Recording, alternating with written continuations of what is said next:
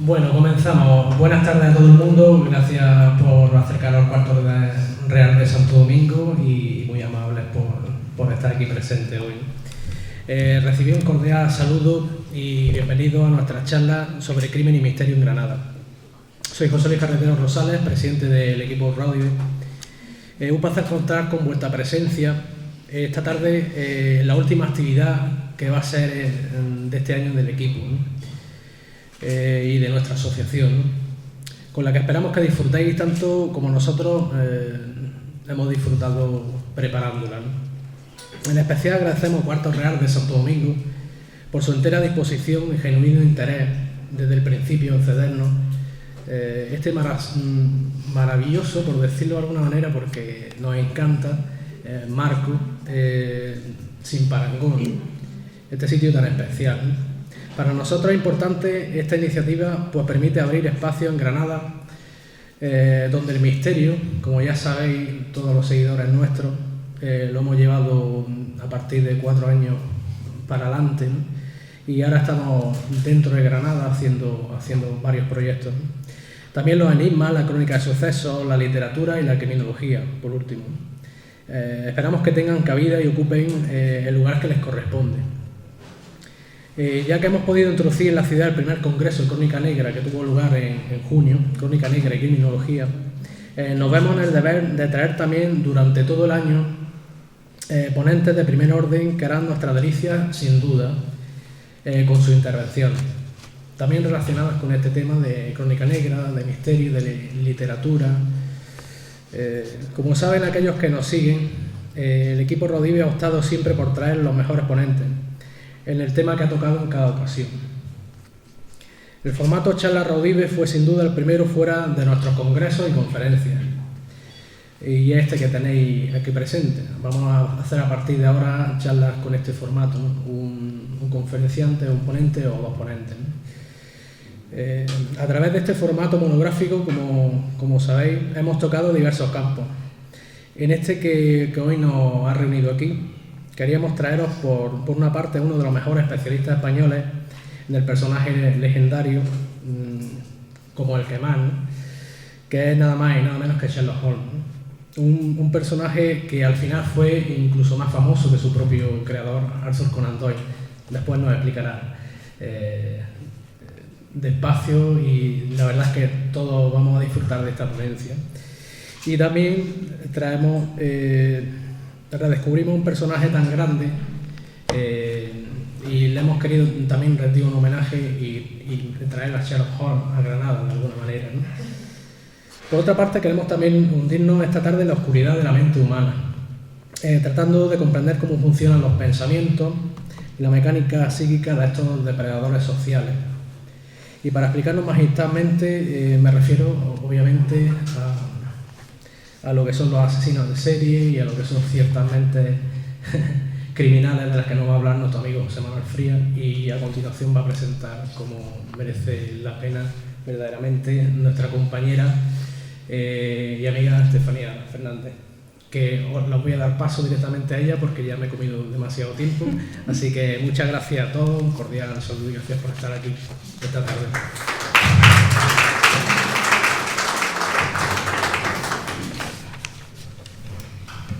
Hoy vamos a disfrutar de 2 investigadores y escritores del panorama español a los que queremos mucho y estamos muy agradecidos que estén aquí con todos nosotros. En el pasado Congreso de Criminología y Crónica Negra realzamos las cualidades y los valores de los periodistas de investigación, y nosotros como equipo Raudive pensamos que esas cualidades son compartidas por los investigadores y los escritores sobre todo. Esas horas de documentación, las investigaciones, la búsqueda exhaustiva de fuentes, el trabajo de redacción, de sintetizarlo todo para que llegue a ser publicado y para que llegue a todos vosotros, es un trabajo muy largo y muy duro. Y por ello tenemos que leer más. Tenemos que entender que la figura del investigador y el escritor es muy importante para la sociedad, porque ellos nos traen la información, ellos nos traen la historia, ellos nos traen los datos curiosos, información sobre personajes que conocemos o que no conocemos.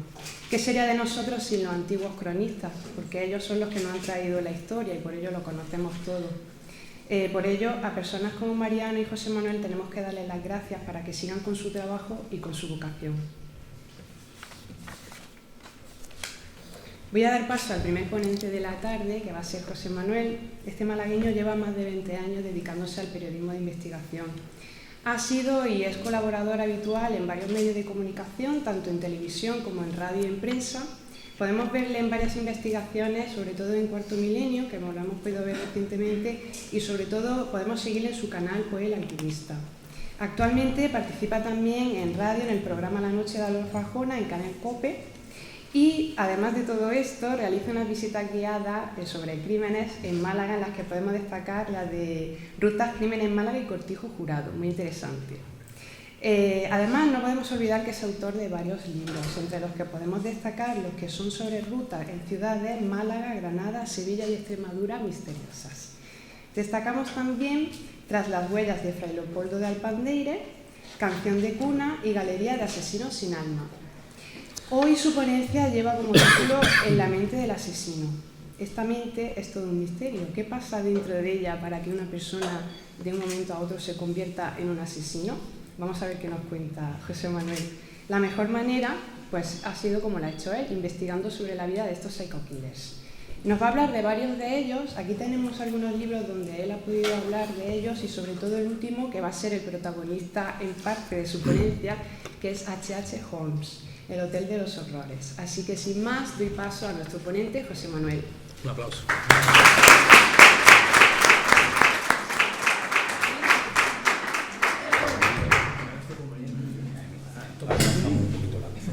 Sí.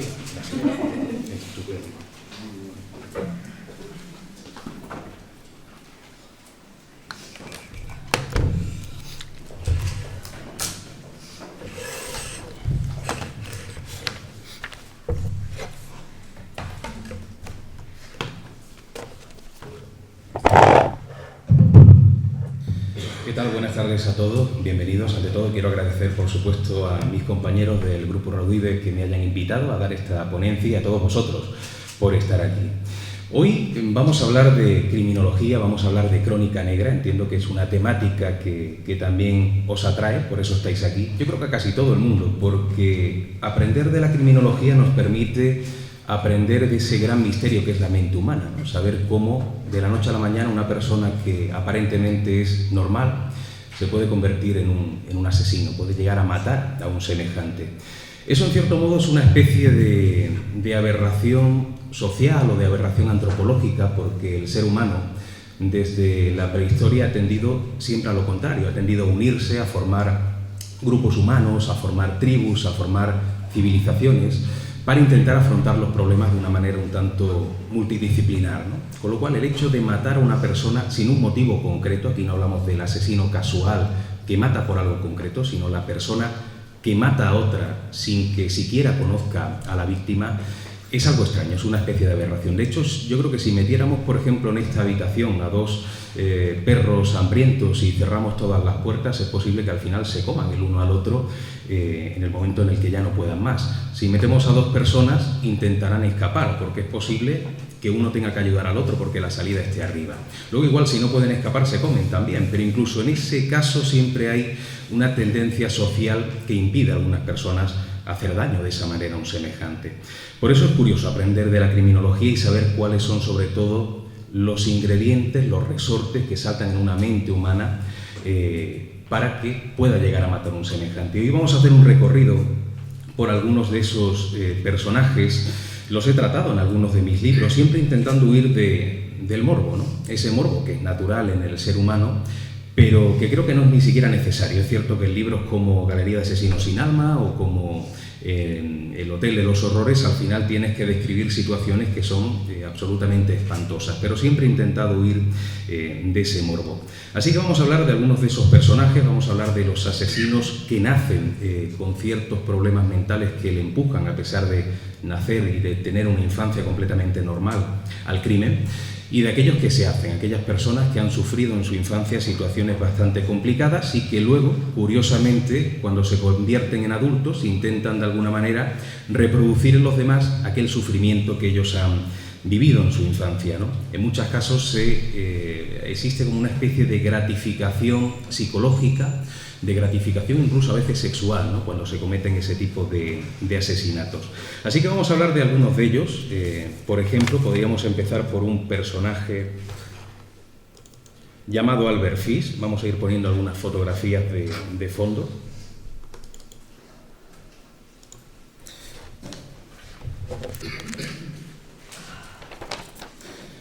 Aquí tendríamos un poco el ejemplo del asesino que nace como tal, una persona que no ha tenido en principio ningún tipo de problema en su infancia, en su adolescencia, y de pronto se convierte en una persona capaz de matar a sus semejantes, y sobre todo con las características de este personaje. Él nace en Washington el 19 de mayo de 1870 y parece que ya venía con un cierto ADN defectuoso. Su madre había tenido desde siempre tendencia a la psicopatía, incluso algunos antepasados suyos también, y hablamos de alguien que disfrutaba desde pequeño haciendo daño a los demás, pero también haciéndose daño. Por ejemplo, y ese es el caso de muchos otros psico-killers, cuando son pequeños intentan hacer daño, en este caso a seres que sean inferiores en fuerza, para no tener que enfrentarse a alguien con una fuerza superior, y por lo tanto muchos empiezan haciendo daño a animales. Ese es el caso de Albert Fish. Desde pequeño se tropezaba con perros o con gatos en su entorno y los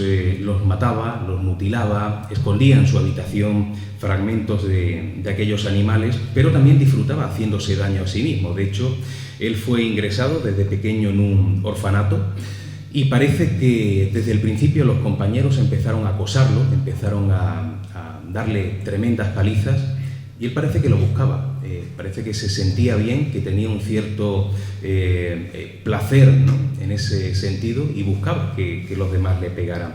Y para que veáis un poco ese concepto que antes decía del asesino que nace, ya de por sí Albert, cuando se convierte en un adolescente, empieza a sufrir diferentes estados como de trance, de éxtasis. Él decía que era una especie de encarnación de Jesús de Nazaret, que recibía mensajes de San Juan Evangelista, y aquello en su adolescencia provocó que incluso sus tendencias masoquistas se vieran todavía más amplificadas. Por ejemplo, hay un detalle que quiero que tengáis en la cabeza, luego vais a ver por qué. Él se introducía alfileres en los genitales, una gran cantidad de alfileres, incluso se tiraba encima de rosales en la casa donde vivía para hacerse daño. Tenía un garrote lleno de clavos con los que se flagelaba de manera bastante constante, y eso le provocaba orgasmo, ¿no?, para que veáis un poco la mente, ¿no?, de algunos de estos personajes. Pero el caso es que hay un detalle muy importante que también es sintomático en algunos otros psico-killers, y es que una cosa es el personaje de puertas para afuera y otra de puertas para adentro. Este hombre, Albert Fish, se casa en 1898, tiene 6 hijos, y resulta que era un marido ejemplar y era un padre ejemplar, pero curiosamente durante su vida llegó a matar a más de 200 personas. Nunca lo supo su mujer, nunca lo supieron sus hijos, y como digo, era una persona que de puertas para adentro, en esa parcela un tanto íntima, estaba completamente blindado, y era alguien que nadie hubiera pensado en ese entorno familiar y en ese entorno de sus amigos, que realmente fuera de ese ámbito personal era un personaje completamente salvaje. Él se dedicaba en su vida profesional a decorar y pintar muebles. De hecho, él hacía muchos viajes.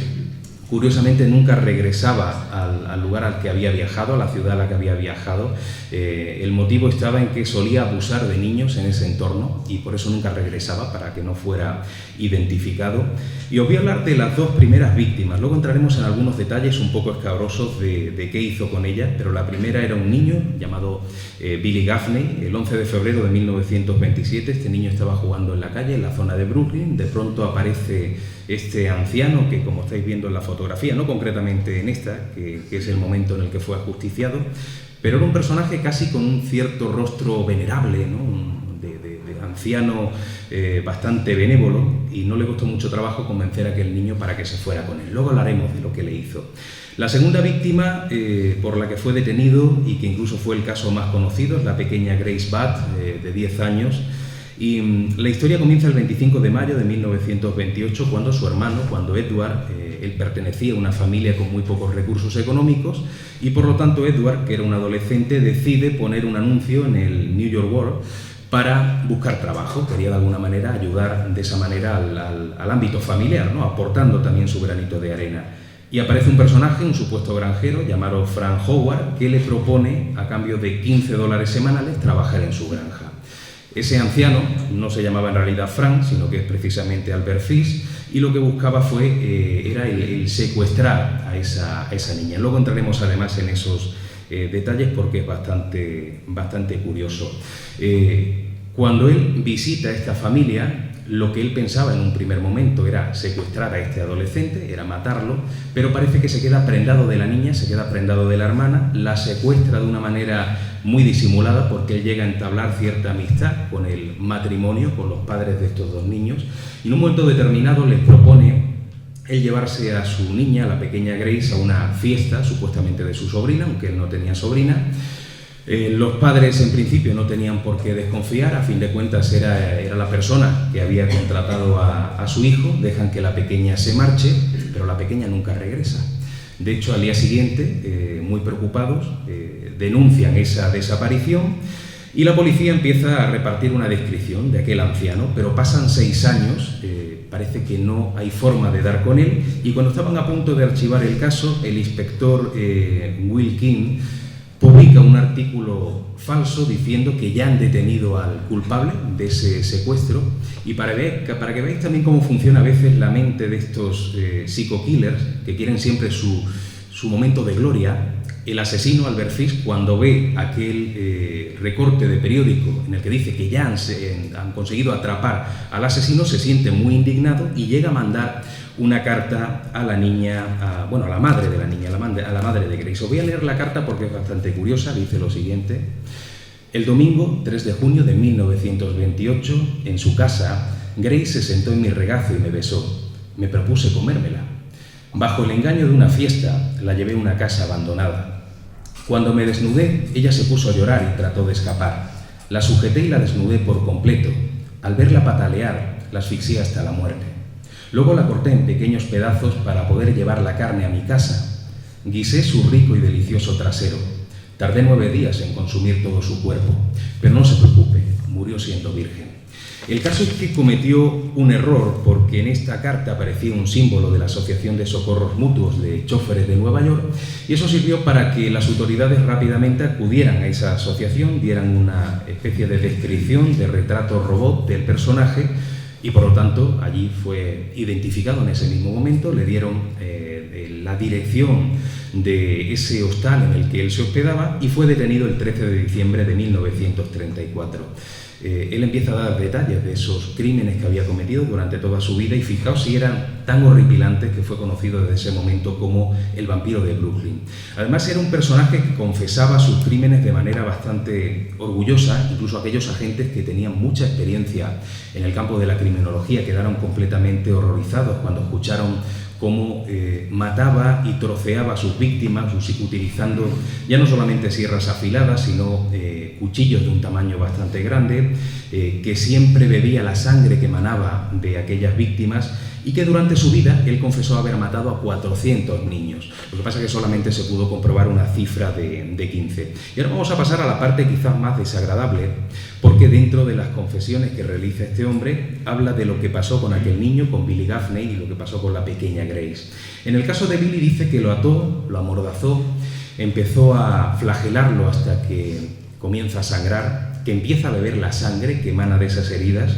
Luego le arrancó la nariz, las orejas, la lengua, los ojos. Llega a cuchillarle incluso el vientre para también beber la sangre que iba emanando. Pero sobre todo hay una parte completamente terrible, que es cuando empieza a trocear al niño. De hecho, hace mucho hincapié en que le había cortado primero el pene, los testículos, las nalgas, que había freído todo aquello con cebollas y con zanahoria. Había hecho un guiso. Y concretaba en su descripción que las nalgas eran especialmente tiernas y jugosas. O sea, hablamos no solamente de un asesino, sino de una persona que se comía literalmente a sus víctimas. Y en el caso de esta familia, en la cual él pues, se convierte un poco en la persona que iba a contratar a Edward, al principio, cuando él vio el anuncio de aquel adolescente que pedía trabajo, y cuando lo conoció en persona, Su intención, y esto también lo comentó y lo confesó delante de las autoridades, era cortarle el pene y devorarlo. Pero que cuando vio a la pequeña Grace se enamoró de ella, y entonces lo que hace es llevarla a una casa a las afueras. Allí la estrangula hasta la muerte. Luego hace algo bastante curioso, porque esa muerte se produce en una casa abandonada, en una casa a las afueras, y aún así la decapita encima de un cubo para que la sangre cayera al cubo y no al suelo. Una idea un poco extraña, porque luego esa sangre es vertida fuera en una zona en la que había césped, una zona de maleza, donde también tira partes del cuerpo que no deseaba, pero el resto se la lleva a esa pensión envuelta en papel de periódico para ir friendo esa carne en una especie de calentador portátil que tenía, hasta que se comió buena parte de aquella niña. Se produce su juicio el 11 de marzo de 1935 y, a pesar de que es diagnosticado de psicosis paranoide, es condenado a muerte, algo que él además lo consideraba algo morboso. Él parece que tenía cierto interés en comprobar cómo era el momento de su propia muerte. De hecho, hubo un periodista que llegó a cubrir ese momento e hizo una descripción muy curiosa, que era la siguiente, dice, refiriéndose a este personaje, dice: sus ojos llorosos destellaron de alegría ante la idea de ser sometido a un calor mucho más intenso comparado con el que usualmente se quemaba para satisfacer su lujuria. Preguntó si estaría consciente en el momento de su muerte. Dijo que era el único placer que le faltaba, su propia muerte, el delicioso dolor de morir. Él fue ajusticiado en la silla eléctrica el 13 de enero de 1936 en el penal de Sing Sing, en Nueva York. ¿Y os acordáis de esos alfileres que le introducían los genitales? Lo comentaba antes. Pues el caso es que en el momento en el que activan la silla eléctrica hay un cortocircuito, se produce un cortocircuito por esos alfileres que tenían dentro, con lo cual saltan todos los fusibles. Es algo que no había pasado nunca en este penal, tuvieron que activarlos de nuevo y finalmente fue ajusticiado y sus restos se enterraron en la misma prisión. Nadie quería llevárselos, nadie quería reclamarlos, como es lógico, ¿no? Ahora vamos a hablar de un personaje que sería el ejemplo contrario.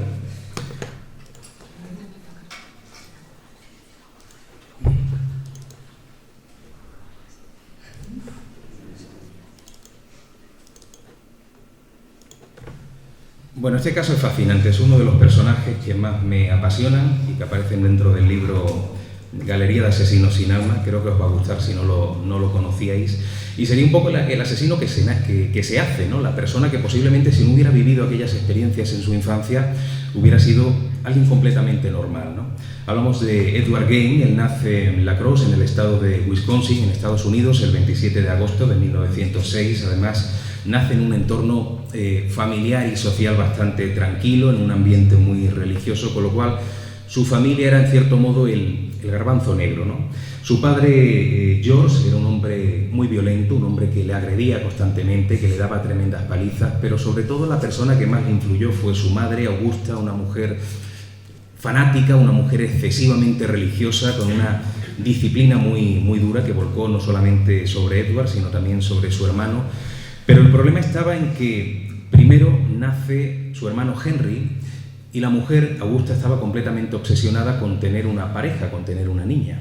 Y cuando nace Edward parece que se siente completamente casi traicionada por aquel niño que no tenía absolutamente ninguna culpa de lo que había pasado, y desde ese momento empieza no solo ya a rechazarlo, sino también a intentar convertirlo en una niña, vistiéndolo de niña, haciéndole que acudiera al colegio con una falda.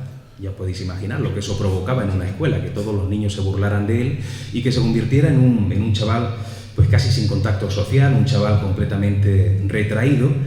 Pero fijaos qué curioso, se produce ese complejo de Edipo, esa especie de amor-odio hacia la madre. Por una parte la odiaba porque por culpa de ella no tenía ni siquiera amigos y lo pasaba muy mal, pero también sentía una atracción que a veces rozaba casi lo sexual. El caso es que en el año 1903 esa familia, ese matrimonio, compra una granja en Plainfield, en el estado de Nueva Jersey, y allí empieza a obsesionarse por las matanzas, porque sus padres matan allí a los animales, a los cerdos, los abren en canal para luego vender la carne, y se lo encontraba muchas veces al pequeño Edward mirando a través de la rendija, de la puerta, del ojo de la cerradura, viendo cómo los padres llevaban a cabo esas matanzas, y miraba además con una cara completamente, en lugar de horrorizada, como le hubiera pasado a cualquier niño, miraba de una manera fascinadas, ¿no? Como si le fascinara el ver esa forma de descuartizar, ¿no? aquellos animales. En 1944 se produce un acontecimiento curioso, y es que muere su hermano Henry. Muere además en unas circunstancias bastante curiosas. Se produce un incendio a las afueras de la granja y tanto Henry como Edward acuden para intentar abrir las puertas a aquellos animales que estaban allí guardados. Y de pronto regresa Edward diciendo que no encuentra al hermano, que Henry se ha perdido. Y cuando lo localizan está muerto, con un golpe tremendo en la cabeza. Edward dice que seguramente pues habrá caído y se habrá pegado un golpe y eso provocó su muerte, pero se llegó a pensar tiempo después que él había matado al hermano, porque poco tiempo antes de ese incendio habían tenido una discusión muy grande, provocada además por su madre, y cabe la posibilidad de que fuera su primera víctima. Lo que pasa es que nunca lo sabremos, ¿no? Se produce otro acontecimiento, yo creo que importante en su vida, cuando en el año 1945, 5 años después de fallecer su padre, muere la madre, muere esa persona que lo había convertido en alguien completamente obsesivo, en una persona completamente enferma, pero que a la vez, como antes decía, tenía esa tendencia casi a la adoración con ella. Fallece ese año y él se convierte de pronto en una persona pues que vive solo, que no tiene absolutamente a nadie alrededor, ha muerto toda su familia, es un hombre de 39 años, enfermo mental, esquizofrénico y sobre todo sin llegar a saber si era hombre o mujer, porque llegó un punto en el que su madre lo trataba tanto como si fuera una niña, que él no tenía un concepto claro de su sexualidad, ¿no? Entonces, a partir de ese momento empiezan a ocurrir cosas muy llamativas en el entorno. Por ejemplo, el 8 de diciembre de 1954, en una taberna, la taberna de Mary Hogan, que era la dueña precisamente de ese establecimiento, una mañana el primer cliente que acude se encuentra con las puertas abiertas y cuando entra ve que hay un charco de sangre, la mujer no aparece por ningún lado, ese charco llega hasta la zona de aparcamientos y ahí desaparece, como si hubieran montado el cuerpo en un coche, en una furgoneta y se hubiera marchado. No se supo nada en aquel momento de quién era el culpable. Algo parecido ocurrió algunos años después, el 16 de noviembre de 1957, en la ferretería de Bernice Warden, una mujer que había enviudado algún tiempo atrás, y que también ocurre lo mismo. El primer cliente de esta ferretería se encuentra la ferretería abierta, todo un poco revuelto y también una mancha de sangre en el lugar donde normalmente esta persona, Bernice, atendía a los clientes. Se empieza a descubrir lo que había detrás de todo este tipo de sucesos cuando un vecino de Edward Gain, Bob Hill, le pide el favor de que lo acompañe a comprar una batería para su furgoneta porque se la había quedado parada y cuando pegan la puerta resulta que Edward abre con las manos completamente manchadas de sangre. Entonces cuando le pregunta qué es lo que ha pasado, Edward dice que estaba troceando un animal para venderlo, pero claro, Bob se queda completamente sorprendido porque Edward nunca había realizado ese tipo de labores en su granja. Entonces, sospechando que quizás podría estar detrás de las desapariciones de esas dos mujeres, lo pone en conocimiento de las autoridades poco después y en un momento en el que Edward está fuera, acude la policía a su granja. Fijaos qué curioso, a partir de ese momento esa granja sería conocida como la mansión de los horrores y el propio personaje se convertiría en el carnicero de Plainfield porque lo que se encuentran allí, y creo que estáis viendo algunas fotografías, son cráneos cortados de manera que servían como para cuencos de comida, como para poner sopa o algún otro tipo de alimentos. Había huesos metidos en cajas, había vísceras metidas en bolsas, cuerpos sin cabezas, que algunos de ellos estaban incluso, no sé si aparece alguna fotografía, en unas poleas y completamente abiertos en canal, como si Edward hubiera representado con aquellas mujeres a las que secuestraba y a las que luego asesinaba, aquellas matanzas que él veía cuando pequeño que realizaban sus padres. También se encontraron, por ejemplo, las cabezas de Mary y de Bernice, de tamaño pequeño, había conseguido empequeñecerlas, ¿no? Hay un proceso para hacerlos, pero luego sobre todo lo más llamativo era que había sillas, había lámparas y había prendas de vestir que estaban realizadas con piel humana. Sobre todo él estaba confeccionando, de ahí el hecho de que matara a tantas mujeres, una especie de traje de piel de mujer para él vestirse, para conseguir adquirir por fin una identidad sexual, en este caso femenina, para ser la mujer que nunca fue y que su madre hubiera querido que fuera. Incluso ya con la madre muerta él quería complacerla de esa manera, ¿no? Y empezó a confeccionar esa prenda. Y luego se encuentran las autoridades también por allí muchos libros de anatomía, libros que hablaban incluso del cambio de sexo. Estaba completamente obsesionado con esa temática. Pero hay un detalle también muy importante. La habitación que había sido la habitación de su madre, la habitación de Augusta, Cuando los agentes abren la puerta, se encuentran a Augusta en la cama, una mujer que había sido enterrada varios años atrás y que estaba momificada de manera, entiendo que natural, pero estaba en la cama. Él había acudido al cementerio, había sacado su cuerpo, había tapado luego todo para que nadie lo descubriera y la estaba cuidando allí como si fuera una persona que estuviera completamente viva. Incluso había llegado a abrirla también en canal, pero en este caso no para descuartizarla como si fuera un animal, sino para meter dentro vísceras de otras víctimas, intentando hacer volver a la vida a su madre. El caso es que cuando lo detienen, él confiesa. Y sobre todo se extrañan de que hubiera demasiados cuerpos en la casa cuando no había desaparecido tanta gente. Cuando él confiesa que solía ir de manera bastante frecuente al cementerio, sobre todo cuando fallecía una mujer, antes de que el cuerpo entrara en un estado de descomposición, él acudía a la necrópolis, sacaba ese cuerpo y empezaba a coger las partes que más falta le hacía, que era sobre todo la piel, ¿no? Y luego devolvía parte de ellos al cementerio. Por eso aparecían tantísimos cuerpos dentro de la casa. Rápidamente se le hace un estudio psiquiátrico a este personaje, se descubre que tiene un trastorno emocional bastante grande por culpa de la madre, pero que era un hombre muy inteligente, un hombre que tenía unos conocimientos de anatomía tremendos. Él había estudiado en profundidad la anatomía humana con esa intención de crear una especie de caparazón de piel que lo cubriera, y fue confinado en un psiquiátrico. Decía que como estaba impedido mentalmente no podía meterlo en una cárcel. Eso provocó las quejas ya no solamente de los familiares de la víctima, sino de toda la sociedad.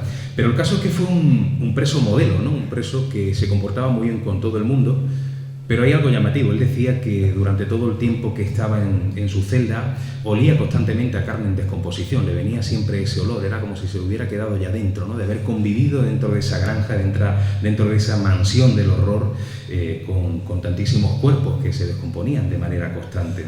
Él muere el 26 de julio de 1984 en ese hospital geriátrico en el que se encontraba hospedado de una insuficiencia respiratoria, y fue enterrado en el cementerio de la ciudad, y fue enterrado además muy cerca de Augusta, la persona que había destrozado por completo su vida, porque, repito, viendo que Edward era un hombre bastante inteligente, hubiera sido una persona completamente diferente a lo que fue si su madre no hubiera roto de alguna manera su futuro.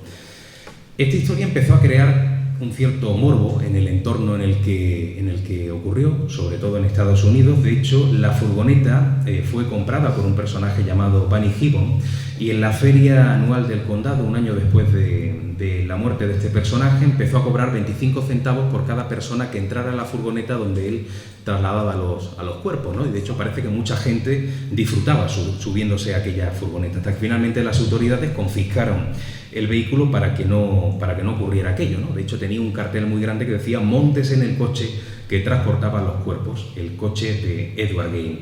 Incluso se hacían chistes por aquel entonces, ¿no? Como él almacenaba muchos cuerpos en casa, había un chiste que decía, bueno, una frase que decía algo así como: ¿por qué en casa de Edward siempre estaba encendida la calefacción? Y decía que era para que a los muebles no se les pusiera la piel de gallina, ¿no? Aquellos muebles confeccionados con piel humana. Este caso es muy interesante porque inspiró a Robert Bloch para su libro Psicosis, que luego se convierte en esa famosa película de Alfred Hitchcock, e incluso también a Thomas Harris para El silencio de los corderos, ¿no? O sea que su vida dio para libros y dio para muchísimas películas. Vamos a cambiar de personaje. Vamos a hablar ahora de... Y disculpa, ¿este asesino se comía a la gente también? No se lo comía. Este solamente estaba interesado en crear esa especie de traje de mujer con la... Pues yo creo que se han hecho muchas películas, aparte de las que he comentado, se han hecho muchas otras inspiradas en la figura de Gain, ¿no? O sea que es posible que también haya sido inspirada, pero él no se comía a las víctimas. Su única intención era simplemente adquirir una identidad sexual, y lo hacía precisamente con ese traje que estaba confeccionando.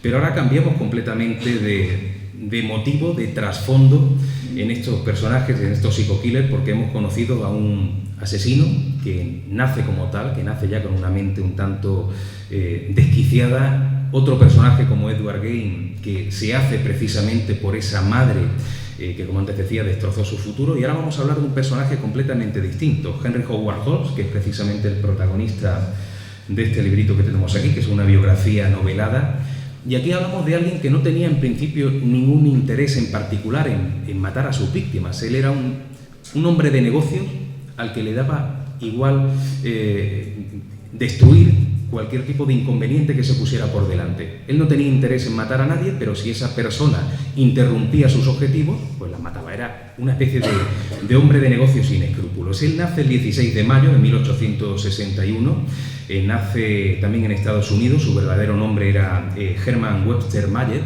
Lo que pasa es que empezó a cambiarse de nombre en su adolescencia y finalmente parece que le gustó mucho el de Henry Howard Holmes, fue conocido como H.H. Holmes, y era una persona que posiblemente hubiera llegado muy lejos porque era muy inteligente, sin necesidad de entrar en el mundo del crimen, pero al final se decantó por vamos a decir, la delincuencia, ¿no? De hecho, él llega a estudiar en la universidad, aunque no completó su carrera de medicina, pero llega a entrar en la universidad pagando la matrícula gracias a una novia que tenía bastante dinero porque provenía de una familia con muchos recursos económicos, pero él no la quería. Él simplemente empieza una relación con ella para aprovechar ese dinero, para darle, vamos a decirlo así, un poco de pena, y que esta chica, Clara Loverin, costeara sus estudios. En el momento en el que ya esos estudios han sido costeados, por lo menos el inicio, la matrícula, que era lo más caro, rápidamente la deja.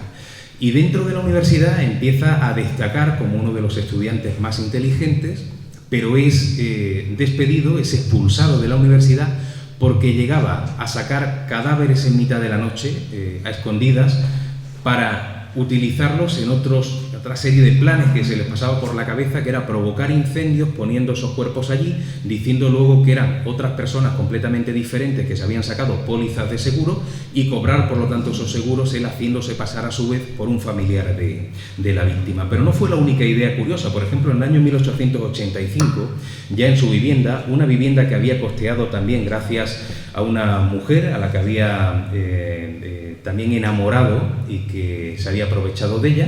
Una vez que adquiere la vivienda la deja completamente de lado, pero como digo, en el año 1885 pone un anuncio en el periódico diciendo que en el sótano de su casa se ha encontrado una veta de agua natural y que esa veta es de agua milagrosa, una especie de agua ya no solamente medicinal, sino que obraba prodigios.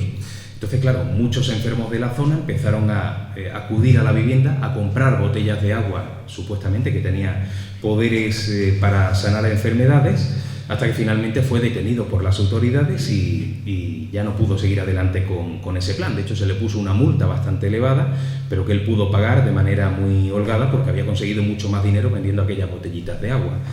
Muy poco tiempo después realiza también otro plan diciendo que ha descubierto en su casa otra veta, en este caso no de agua sino de gas, una veta de gas que él conseguía además transformar por medio de un aparato que había inventado, e incluso una empresa de gas llegó a comprarle la patente por una cantidad bastante elevada hasta que se dieron cuenta de que aquello también era una completa mentira.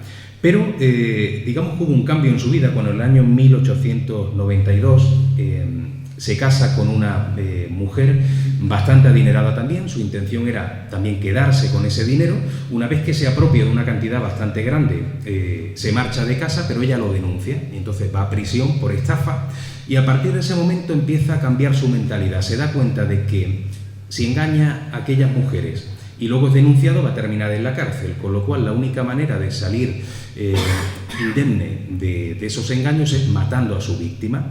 Y de esa forma es como empieza a engañar a muchísimas mujeres, empieza a adquirir un dinero bastante importante, pero sobre todo llega un momento en el año 1892 en el que empieza a cortejar a otra señora, en este caso Elizabeth Holton, una mujer que ha quedado viuda recientemente, que tiene una especie de farmacia, pero no farmacia como lo entendemos nosotros, sino también una especie de tienda donde se vendía todo tipo de productos, con lo cual era un negocio que daba bastantes beneficios. Él logra enamorarla, no llega a casarse, pero sí empiezan a vivir juntos, y al principio la intención de H.H. Holmes era simplemente el ir consiguiendo una cantidad económica importante a través de esta mujer, hasta que se da cuenta de que si consiguen matarla sin que nadie perciba que realmente el asesinado, él podría quedarse con esa farmacia y conseguir una cantidad de dinero todavía más elevada. Con lo cual a él no le importó para nada el quedar con Elizabeth un día que la farmacia estaba cerrada. Acude Elizabeth y acude también su hija pequeña, que tenía 7 u 8 años por aquel entonces. A las dos las mata a hachazos en la trastienda de la farmacia. Esos trozos de cuerpos completamente desmembrados, los mete en bolsa, los lleva a un vertedero, donde estuvo a punto además de ser descubierto por el guarda, que se acerca en ese momento para ver qué era lo que estaba tirando, y él dice simplemente que aquellos son despojos de una carnicería, y el guarda llega a abrir la bolsa y descubre que efectivamente son trozos de carne, y mientras tanto Holmes, rezando para que no abriera la bolsa donde estaba la cabeza, porque si no lo hubiera descubierto rápidamente, pero tuvo suerte. Y el caso es que a los clientes de aquella farmacia les dijo que Elizabeth y su hija se habían marchado a otra zona de los Estados Unidos por una enfermedad pulmonar de ella, y que se había ido a un entorno que le era mucho más favorable a nivel de salud, por el ambiente, pero que él se encargaba de la farmacia y que le iba a estar enviando dinero de manera constante. Con lo cual todo el mundo se creyó esa versión. De hecho, H.H. Holmes era un hombre, como habéis visto, con un buen porte, era un hombre que en principio no hacía pensar que escondía detrás un auténtico depredador, un asesino sin ningún tipo de escrúpulos. Ganó mucho dinero con aquella farmacia, y entre eso y algunos préstamos que pidió y que le concedieron sin ningún tipo de problemas, empieza a crear el sueño de su vida, sobre todo aquello con lo que había soñado en los últimos años, que era construir un hotel en Chicago, aprovechando además que coincidiera con la Exposición Universal del 1 de mayo de 1893, y un hotel destinado sobre todo a mujeres. No era que no se pudieran hospedar hombres, pero sobre todo él lo que intentaba es que hubiera muchas mujeres que se hospedaran allí, y para eso llegó a poner un anuncio en prensa en el que decía que dejaba las habitaciones a un precio muy barato a mujeres que a la vez costearan o trabajaran en ese hotel, pues ayudando en diferentes labores de limpieza, labores administrativas, y que podían ser pues trabajos muy temporales de pocos días o trabajos de varias semanas. Y eso provocó que un aluvión de mujeres necesitadas, evidentemente, no solamente ya de dinero, sino de un hospedaje barato, empezaran a hospedarse allí. Pero claro, no estamos hablando de un hotel normal, hablamos de un hotel que fue construido con una serie de conductos ocultos muy extraños, habitaciones secretas, conductos que además llevaban de una habitación a otra, falsas paredes, un subterráneo al que solamente se podía llegar a través de una habitación privada de H.H. Holmes, y en cuyo subterráneo había no solamente unos grandes bidones de ácido, sino también hornos, una sala conocida como el calabozo llena de máquinas de torturas.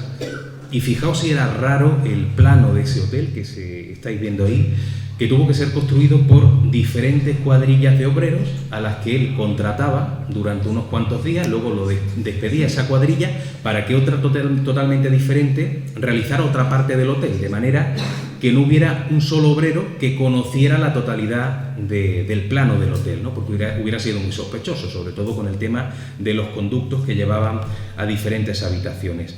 ¿Qué es lo que él realizaba dentro del hotel? Llegó a matar a más de 300 mujeres. Lo que hacía era, cuando la mujer en particular a la que quería asesinar estaba durmiendo en mitad de la noche, y que además eran mujeres normalmente a las que él había cortejado, con las que había tenido además sexo, a las que muchas veces había convencido prometiendo un futuro matrimonio para que ellas dejaran a su nombre pues propiedades, cuentas bancarias, grandes cantidades de dinero, y una vez que conseguía eso, esa noche o bien gaseaba la habitación con una serie de conductos también en la parte alta de la habitación que llegaban hasta el subterráneo, donde había una máquina que generaba un gas adormecedor, o bien directamente se metía en la habitación a través de conductos que llevaban hasta el armario y le ponía en la cara a esa señora en particular un pañuelo con cloroformo. Una vez que había caído en ese estado de inconsciencia, trasladaba también a la mujer en particular de una manera muy discreta, también por medio de esos conductos ocultos, la llevaba a la zona de ese subterráneo y o bien las tiraba a las piscinas de ácido, donde desaparecían prácticamente por completo, o bien las quemaba en horno, ¿no? Incluso los huesos, una vez que ya se habían consumido, los arrojaba en contenedores a las afueras. De hecho, él confiesa haber matado a más de 300 mujeres. Se pudo constatar que efectivamente desaparecieron muchas mujeres en la zona, pero nunca se pudieron encontrar los cuerpos. Era un hombre que realmente realizaba su trabajo de una manera pues, casi impecable. Lo del calabozo, sobre todo, esa habitación llena de máquinas de tortura, estaba enfocado a las mujeres que se resistían a poner a su nombre esas propiedades o esas cuentas bancarias, y él directamente las torturaba dentro de esa habitación. Una vez que conseguía pues los datos concretos de la cuenta, las claves, o conseguía obligarlas para que le firmara un documento donde dejaba todo a su nombre, era cuando las mataba. Podía haber seguido matando a muchísimas más mujeres, pero la ambición que él tenía parece que era incontenible.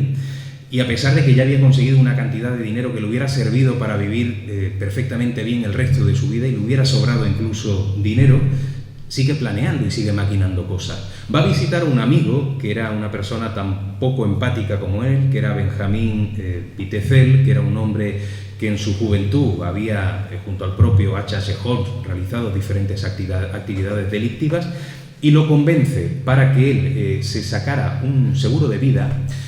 Y le dice: oye, mira, si tú te sacas este seguro y te inscribes dentro de mi hotel en una habitación concreta, tú luego quítate de en medio, que yo voy a llevar a un cadáver de la Universidad de Medicina, entro por la noche, saco ese cadáver, lo pongo allí, pego fuego a la habitación, llamo a los bomberos y digo que la persona que ha fallecido es Benjamín Pitezel, y tu mujer va a cobrar ese dinero del seguro y lo repartimos, vamos 50-50, la mitad para ti, la mitad para mí. Y efectivamente así lo hizo, ¿no? Benjamín Pitezel se saca ese seguro, se queda durante unos días en esa habitación del hotel, pero Henry Howard Holmes, siempre con esa mente un tanto de negociante, empieza a planear el quedarse él con todo el dinero del seguro. ¿Y qué es lo que hace? En lugar de traer un cuerpo de la Universidad de Medicina, lo que hace es gasear la habitación estando Benjamín dentro. Lo mata, le pega fuego a la habitación, la esposa cobra el seguro pensando que su marido mientras tanto se había marchado, empieza a extrañarse de que el marido no contacte con ella, y entonces lo que hace Henry Howard es visitar a su mujer, a Rebeca, que está allí con dos niños pequeñitos, los hijos de Benjamín y de Rebeca. Mata a la mujer y mata a los hijos también a hachazos, llevando encima un hacha de pequeño tamaño, pero que parece que él tenía mucha pericia con el uso. Pero aquí no es que cometiera un error, el error lo comete lo cometió en su momento el propio Benjamín, que cuando va a sacarse el seguro se equivoca y deja un documento de todos los que tenía que firmar, lo deja sin firmar. Y entonces la agencia de seguros resulta que necesita una firma, en este caso de la mujer, va a visitar a Rebeca. Rebeca no aparece por ningún lado, y cuando al final las autoridades deciden entrar a la casa a la fuerza, se encuentran su cadáver, ¿no? Entonces ponen rápidamente en busca y captura a este hombre, a Henry Howard Holmes. Es cuando además intentan penetrar dentro de ese, lo que sería conocido como el Hotel de los Horrores, consiguen el consentimiento y la autorización de un juez, y se encuentran con un espectáculo completamente dantesco, ¿no? Esos, como decía, esas especies de piscinas de ácido, esos hornos donde había fragmentos de cuerpos, montañas de despojos. Y mientras él se había marchado, hizo un periplo por Texas, por Denver, por Chicago, por diferentes lugares, intentando escapar de la justicia. Y también lo hubiera conseguido, porque era un hombre que, pues, de alguna forma tenía mucha inteligencia, había conseguido una cantidad de dinero bastante importante que él llevaba siempre encima, y de nuevo su mente de negociante vuelve a traicionarle, porque a pesar de todo el dinero que había custodiado a lo largo de su vida, decide alquilar un local, y ese local luego lo pone en venta, con lo cual ese alzamiento de bienes provoca que sea detenido por un simple alzamiento de bienes, pero que rápidamente descubran que ese era el personaje que había huido de Chicago, y rápidamente es detenido. Lo que él contó, las descripciones que dio sobre las muertes de aquellas personas, de aquellas más de 300 mujeres, también espantó muchísimo a las autoridades, y finalmente fue condenado a muerte en la prisión de Moyamensing, en Filadelfia, el 7 de mayo de 1896. Fue condenado a morir en la horca, pero tuvo la mala suerte de que en el momento en el que está sobre el patíbulo y abren la compuerta, él cae pero no se le parte el cuello. y se queda durante 15 minutos vivo en una agonía terrible, y fue algo que la gente que contempló aquel ajusticiamiento pues quedó completamente espantada, ¿no? Este es un caso que también tuvo a su vez una repercusión después de su muerte, porque parece que hay una especie de maldición. Él, antes de morir, dice que iba a arrojar una maldición a todas las personas que habían participado en su ajusticiamiento, y es curioso cómo poco tiempo después de su muerte varios miembros del jurado fallecieron de manera misteriosa. Uno de los doctores que diagnostica su enfermedad mental también tiene una muerte repentina. Uno de los celadores de la prisión de Moyamensing, que lo había agredido en varias ocasiones, igualmente tiene un final muy extraño. Y la oficina de la Fidelity, de esa mutua de seguros, en la que Benjamín había firmado los papeles, resulta que un buen día, poco tiempo después de este ajusticiamiento, se incendia de manera misteriosa. Por eso siempre, en torno a la gente que conoció a Henry Howard Holmes, siempre existió esa idea de una maldición, ¿no? De que después de muerto, Henry Howard Holmes estaba actuando desde el otro lado. Y hablamos de una historia que también ha inspirado al cine, a la literatura, películas, por ejemplo, como El Doctor de la Tortura, la película Depravado, El Diablo en la Ciudad Blanca, Gota Fatal. Es un caso que ha sido bastante llamativo y que para mí es uno de los casos más importantes que he podido investigar, y por eso he querido crear esa especie de biografía novelada. No sé cómo andamos de tiempo. Queda muy poquito tiempo, ¿no? Pues no sé si tenéis alguna pregunta, porque casos tengo por aquí algunos más, pero es posible que tengáis alguna duda sobre las historias que he comentado. Y si no, no sé si da tiempo a contar alguna cosita más. Sí, de estas últimas, ¿no?, que he comentado. Pues mira, te lo digo. Por ejemplo, está El Doctor de la Tortura, está también Depravado. Depravado. El Diablo en la Ciudad Blanca, que es novela y es también película. Y Gota Fatal.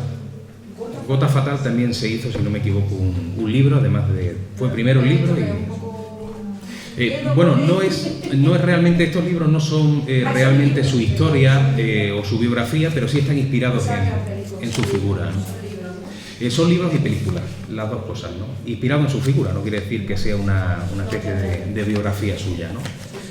No sé si tenéis alguna pregunta con relación a estos personajes o en general sobre este asunto de la criminología.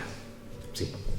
¿Qué opina de la teoría de H.H. Holmes que sea o que hubiese sido Jack el Destripador?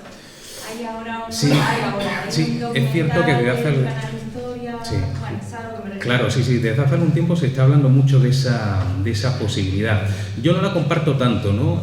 Porque cuando uno analiza la biografía de Henry Howard Holmes parece que estuvo en escenarios que no coinciden exactamente, ¿no?, con los escenarios de Jack el Destripador. Incluso la manera de actuar a mí no me convence, ¿no? Sobre todo porque, como hablaba, siempre que Henry Howard cometía un crimen era con un motivo que siempre era un negocio, siempre era el dinero, mientras que Jack actuaba de una manera completamente diferente. Por eso yo a Jack el Destripador, sea quien sea, se le puede considerar como una especie de psicópata, de persona que disfrutaba con la muerte de sus víctimas, pero es que no casa para nada, ¿no?, con la mentalidad de Henry Howard, que era un hombre que, como antes decía, era un negociante, ¿no? Era alguien al que no le interesaba para nada matar, y que si mataba era simplemente porque era una consecuencia de sus negocios, ¿no? Y ese es el motivo que me hace dudar de esa teoría, que efectivamente ahora se está moviendo bastante, se está hablando mucho de ella, ¿no? Pero yo, que he tenido que leerme muchísimos datos sobre este personaje para poder hacer su biografía, no me cuadra el talante, la manera de actuar de H.H. con la del Jack el Destripador, ¿no? Yo creo que no, sobre todo por eso, era sobre todo un negociante, ¿no? Una persona al que le valía cualquier tipo de acto, por muy aberrante que fuera, siempre que eso pues provocara que sus negocios fueran bien, ¿no? Sí. No sé si viene al caso la canción esta famosa de Hotel California, ¿puede tener alguna relación con esto? No, creo que no, porque si no seguramente lo hubiera... Sí. Hombre, con esta historia ocurre algo curioso, y es que yo creo que eso demuestra sobre todo el morbo de la gente, ¿no? Estamos hablando... Sí, pero que yo sepa no tiene ninguna relación. Lo que sí es curioso, y eso me lo ha recordado ahora cuando has comentado lo del hotel, para que veáis cómo es el morbo de la gente. Hablamos de un hotel donde han muerto más de 300 mujeres, ¿no? Sí. En el momento en el que Henry Howard es detenido, el hotel sigue en funcionamiento, pero con otro gerente, por supuesto. y la gente empieza a acudir en masa a hospedarse en este hotel porque les creaba morbo el estar en habitaciones donde habían sido masacradas y torturadas y asesinadas muchísimas mujeres, ¿no? Es bastante curioso, siguió funcionando e incluso tuvo mucho. ¿Sí? Pues es posible, lo que pasa es que en todas las biografías que he podido analizar y que aparecen películas y que aparecen libros que están inspirados, nunca ha aparecido esa canción, por eso no puedo decantarme a asegurarlo, ¿no? A tener la seguridad, ¿no? Sí. Tantos asesinos como has estado estudiando, digamos, ¿cuál es tu, entre comillas, favorito? ¿Cuál es el que más te pone los pelos de punta? Bueno, el caso de Edward Game me apasiona sobre todo por esa idea del traje, de ese traje de mujer que iba a cambiar de alguna manera su sexo, pero me quedaría también con uno que no me ha dado tiempo a comentar, un ruso, Andrei Chikatilo, porque este personaje también tenía la costumbre no solamente de matar a sus víctimas, sino también de comérselas, algo parecido a lo que hacía Albert Fish, pero en él hay un componente curioso. Este hombre era impotente.